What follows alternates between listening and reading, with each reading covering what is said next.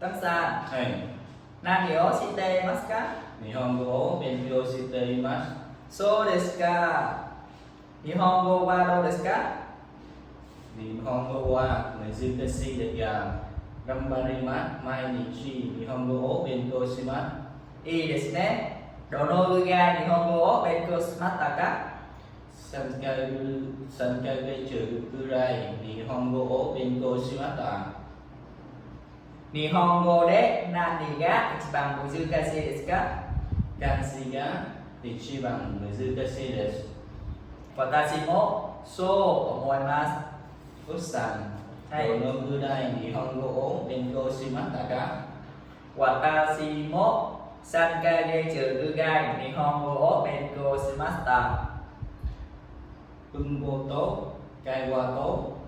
どちらが好きですか会話の方が好きで